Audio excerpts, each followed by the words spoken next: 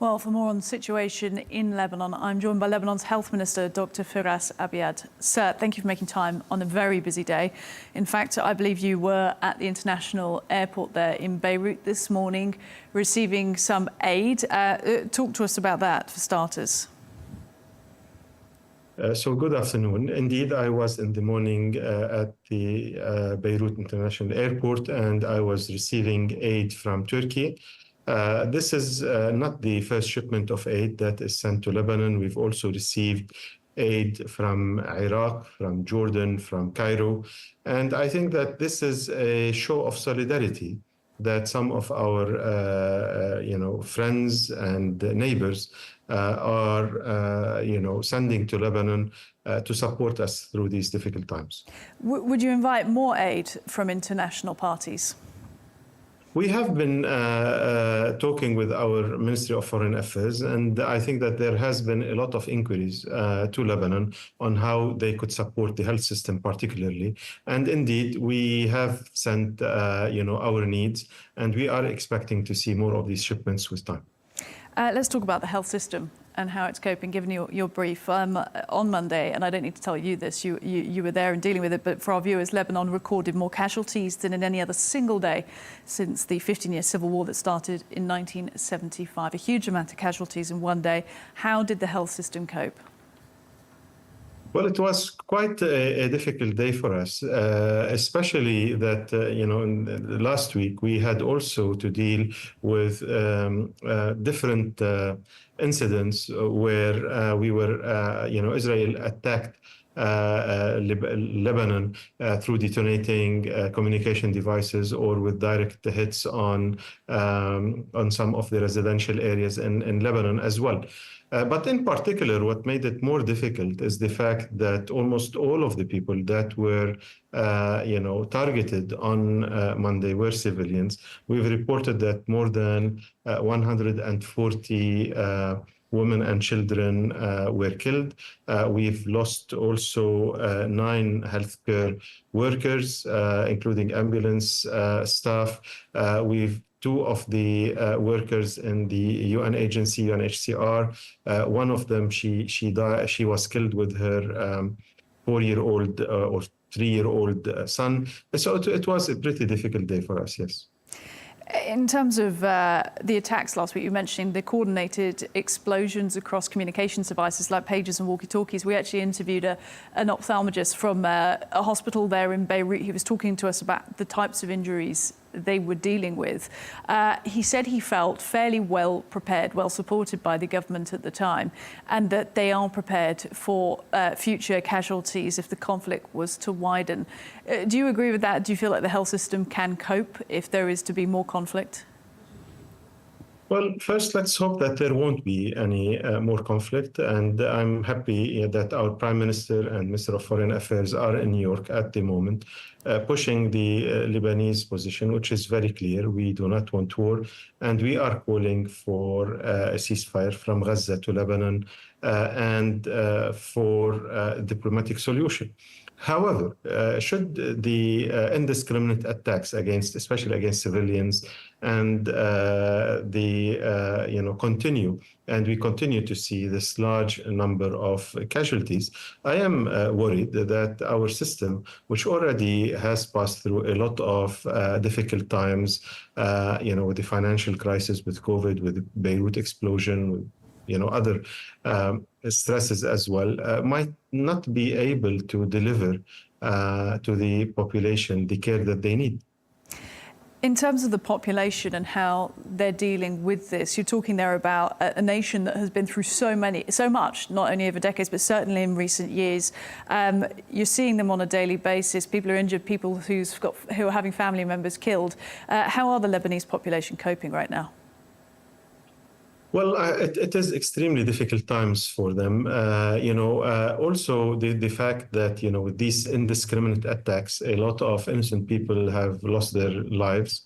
This kind of senseless killing, I think, makes it even more difficult for people to understand what's going on. I think that, the attacks on Monday, their nature was very clear. their aim is to create a sense of terror, to terrorize the population and to force them to have a mass exodus. And unfortunately, this is what we have been seeing. We've seen tens of thousands of people fleeing their homes, their villages, their towns, and moving to what they think are safer areas. And I think that, at the moment, we have at the health sector, we have to deal with these two fronts. On one side, the casualties, and on the other side, the internally displaced and their health needs. And mental health needs as well. We've been speaking to clinical psychologists based in Beirut over the last couple of days about the mental stress that's being put on the population. In terms of you and how you're dealing in the job, I mean, this must be, in your career, one of the biggest challenges you faced.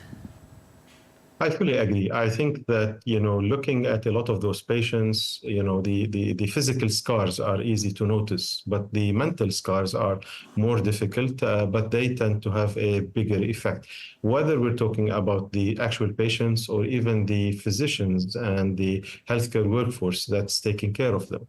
This is something that we've seen, for example, during COVID, and with and we are seeing now, especially with these types of injuries that we as physicians know that are going to be life-changing, injuries. And I think that, at the moment, everybody is very busy saving lives. But as we get, time to sort of reflect on what happened, I'm sure that, our mental conditions, things will take time to sink in.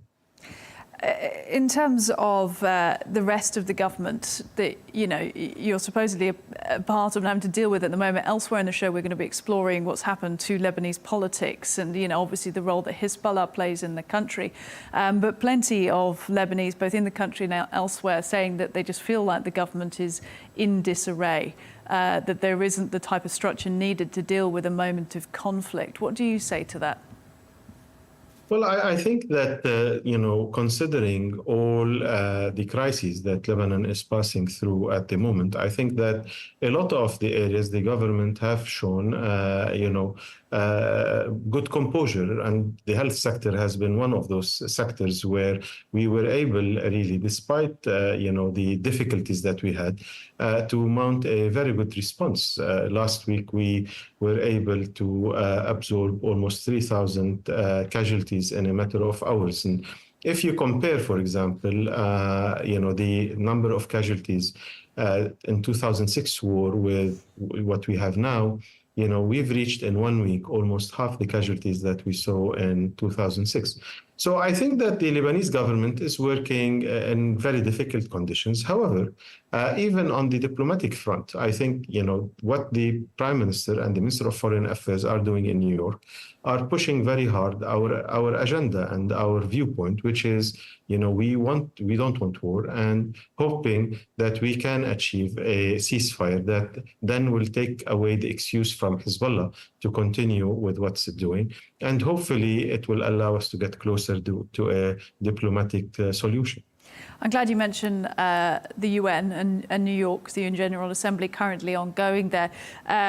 Secretary General Antonio Guterres telling world leaders there that he believes Lebanon is on the brink of becoming a second Gaza. What does it feel like to hear that?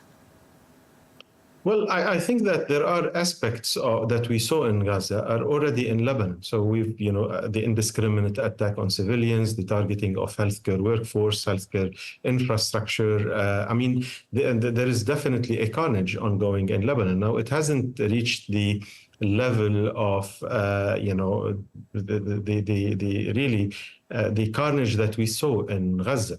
But in my opinion, that should there be further escalation, then this could quickly escalate into not only a bigger conflict between Lebanon and Israel, but it might even drag in other parties as well, whether states or non-state actors, and might inflame the whole Middle East. So I think that worry that Mr. Guterres expressed, I share, but I don't think it will be necessarily only in Lebanon. My worry is that we go into even a bigger conflict. And I don't think that it's in the interest of any country, for the whole region to go there. And that's echoes the words, in fact, of US President Joe Biden in his last address to the UN General Assembly in recent days, saying it is in no one's interest to escalate this further. Some could say he was making a very targeted point towards Israel, who some are saying are escalating in their sense to de-escalate. Do you think the Israeli, I understand that you're speaking as the health minister, but do you think from your point of view, you're seeing Israel seeing that it is in their interest to escalate right now? I don't know what does it mean to say escalate to de-escalate. I mean, this is kind of a double speak that I don't understand very well. What I understand is that there are a lot of civilians who look at their kin and they found that they have been killed. They look at their family members and they find that they have been maimed or have suffered really life-changing conditions, and a lot of the feeling that that I feel when I do rounds on hospitals and talk to those families is a feeling of defiance and a feeling of anger. So I don't think that the escalation is the right step towards de-escalation or towards finding a diplomatic solution to this conflict. I think the right way to approach this is what the UK Prime Minister said yesterday in the Labour conference, is to start with a ceasefire in Gaza, hopefully also with the release of the hostages. This will take away the excuse that some of the non-state actors are using to escalate, and hopefully that will allow us to move forward towards a diplomatic solution. Now, does the Israeli government agree with that kind of path? The events of the last week do not appear or do not show that this is what is on their mind. In terms of the way that Israel is conducting its attacks, we saw obviously the explosions of pagers and walkie-talkies last week. They haven't officially taken responsibility for that yet, but many people saying Mossad were behind it. But in terms of the aerial bombardment as well of what's happening over Lebanon at the moment, what type of injuries does that result in? How aggressive are the tactics from a health point of view when you're seeing the injuries come in? Well, they're pretty aggressive because, definitely there has been much development in weaponry. And we are seeing now that there are weapons that are being used that have a devastating effect on people. Now, what adds to that is the succession, which means that, a lot of the hospitals are working almost at full capacity. And it means that sometimes patients, when they are brought to the hospitals, you might not be able to provide them with the necessary care early on. And that in itself might lead to worse outcomes. So I think that, also what is worsening the situation is the targeting of ambulances and healthcare workforce. Today, we had 2 attacks which were extremely near to 2 of the largest public hospitals in the south, one in Nabatea and one in Tibnin. And that also, as you know, when you target these hospitals, it also impedes access of the injured to proper healthcare. So I think that whether it is the weapons used, whether it's the methodology, whether it's the indiscriminate nature, whether it's the targeting of ambulances and healthcare workers, all of this, at the end of the day, they lead to the outcome that probably was intended, and that is to cause the maximum injury and harm possible. Well, another outcome of it is, could they be charged with violating international law? Well, I think that if you listen to the UN Human Rights Chief, Mr. Turk, the other day when Lebanon presented its case in front of the Security Council, he was very clear in saying that this is a clearly indiscriminate attack, which is a violation of the international humanitarian law. Also, when you look at the targeting of for example, healthcare professionals or healthcare vehicles. I mean, we've reported on Monday the attack on 19 ambulances and firefighting engines. Now, Israel cannot claim that it doesn't have good intelligence on what's happening in Lebanon. They seem to have excellent intelligence on what's happening. And therefore, this targeting of these healthcare facilities or vehicles or personnel seems to be premeditated, and that is also in violation of IHL or of the Geneva Convention. So I think that there is a very good case to say that these are indeed war crimes. But, for a state that has been indicted in front of the, International Court of Justice, but however, feel it has impunity to continue with its assaults on civilians, whether calling this a war crime or not, whether will it change any of their behavior, I will leave it up to the listeners to decide. And the official line we've been getting out of Israel over the last year regards to Gaza and the types of attacks they're conducting there is that they're targeting Hamas terrorists in Gaza, and that it is necessary, therefore, to hit targets that include hospitals, that have included schools, that have included refugee camps in order to attack those terrorists. And yes, of course, there are civilian casualties as well. Do you have that same fear when it comes to Lebanon, that hospitals could also be on that list if there was considered to be, for example, a Hezbollah command station inside?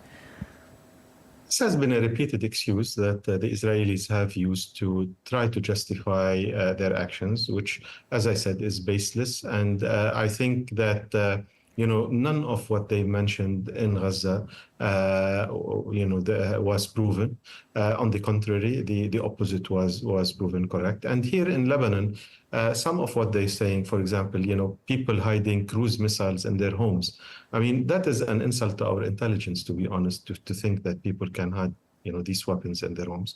Or, for example, when they've hit today one of the most, a Christian area, which is politically diametrically opposite to Hezbollah, and say that Hezbollah is using that particular area to hide its weapons.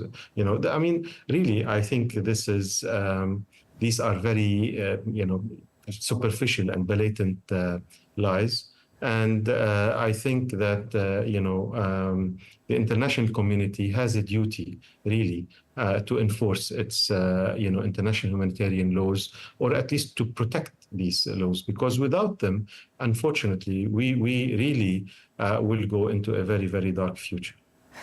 In terms of the issues now that you're dealing with on your agenda, which must be enormous, part of that is the displaced people, because a lot of people have moved out to southern Lebanon north to get away from attacks, and there are people moving in and around and outside of the capital, Beirut, as well. What type of challenge does that pose to you from a health perspective? Well, it's a very big challenge because of the sheer numbers. I mean, we're talking about probably, the true numbers are in hundreds of thousands of internally displaced population. And remember, these populations, they fled with the skin on their bodies, so to speak. But so we really have to, find ways to, address their needs. Some of them are patients with chronic conditions, with, dialysis patients, or patients with cancer on treatment. Some of them were pregnant women who, needs, access to birthing centers and others. Some of them are patients who have chronic illnesses. They need chronic medications, and they don't have neither the money nor the nor their medications on them. So we really need to provide for all of this, on top of course, addressing the other logistical issues such as food, shelter, water and sanitation, and others. Remember also that, this crowdedness in evacuation centers can lead to certain illnesses. Gaza suffered from polio. This was the first time polio was recorded in Palestine for an extremely long period of time. So I think that, it does pose a lot of challenges. And that's why in the ministry, we consider that we are fighting on two fronts, the casualty front and the internally displaced front. In terms of making sure that you have the resources required to then deal with those two fronts on the health front, nobody wants to speak about economics in a time of conflict, of course, but some economists saying that, what's happening to Lebanon right now could result in a contraction of 10 to 25% of the Lebanese economy within this year. How much does that concern you in terms of the amount of resources you'll have available for healthcare? Well, the government has prioritized health, the health sector, and we have been allocated parts of the budget to be able to address the needs of the population. So, and our focus is on the now, and to see how we can quickly mobilize resources to make sure that whether the wounded or whether the displaced have the required care. Whether medications or medical care that is required. Now, on the medium to long term, I think that Lebanon has been suffering with different crises, and we'll see how the effect on the economy and how that can be managed. Where do you see things heading from here? Israel saying that it's got more strikes ready regards to Hezbollah in Lebanon. What are you braced for in coming days? Well, we have to hope for the best. And as I said, I think that, the efforts that Lebanon is doing, along with the other stakeholders, stakeholders that I think have, a lot of, that they can exert a lot of pressure on Israel. Let's hope that, all of the efforts that are ongoing now in New York will allow us to take the situation, de-escalate the situation, and take it into a better place. Now, am I optimistic? The answer is no. Unfortunately, I believe that the Israelis have made their intentions clear. It's clear that they are intent on escalating, and therefore we need to prepare for the worst. And that is what we have been doing with our hospitals and our healthcare workers and workforce and our friends. We've been trying to, increase our level of preparedness, upscale our level of preparedness for anything that might come. On top of health preparedness, what should the government be focusing on right now to ensure that Lebanese civilians feel like they have options in case the aerial bombardment continues, in case there's more strikes on other cities and villages? You're talking about things like places to go, where they're going to get food from and shelter. Well, as I said, I think that there are basic needs, and these are the things that the government's emergency plan addresses, such as you mentioned food, shelter, water, sanitation, and health, obviously. And then we take it from there, and we see, how can we maintain order within the country. But at the same time, we have to keep working on the political and diplomatic front and try working with our friends to sort of make sure that the right amount of pressures are exerted on the Israelis to scale down. Because at the end of the day, it's clear that the senseless violence will not solve this crisis. And we have to, find a political solution. I mean, at the end of the day, violence will never allow us to reach to a sustainable and a lasting solution. Just finally, asking you a question about the reporting of the numbers of the dead, because I'm not making comparisons here. I understand Gaza is a completely different situation, often referred to as the Hamas-run health ministry. And in Western reporting, there's been lots of criticism over whether or not numbers can be relied on, but it is the numbers that exist from numbers of killed civilians out of Palestine. In terms of when you report the numbers of the dead, like you had to do in vast numbers on Monday from Lebanon, are you at all concerned that this issue will become politicized in coming weeks?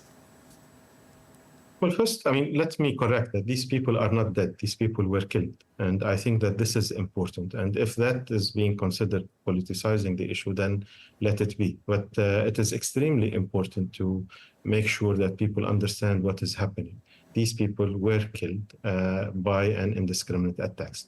Second, in contradistinction to Gaza, Lebanon has allowed the international media to come in. They are free to roam all across the country. There are no limitations. They can see for themselves what is happening. They can ask anybody. They have access to anybody, and they can freely report back to their stations or their countries. So I think that it is very easy if there is any fabrication of numbers. It is very easy to check on the numbers of the whether it's the ministry or any other numbers that are in the country. And I think that, our numbers, if anything, are an underestimate, because there are a lot of people that are still under the rubble, that, that these bodies have not been extracted. And we try to double and triple check our figures before we publish them. Also, there are other international organizations, such as the World Health Organizations, who are also present with us in our FAYOC, and they also have access to the same numbers. And, also they are looking at that as well. So I think that as far as, the numbers are concerned, clearly, I think the opportunity to check on those numbers is present for all. I appreciate you answering that question for me, and it's been good to speak to you. We'll let you get on with the task at hand. Lebanon's Health Minister, Dr. Firass Abiad. Thank you very much.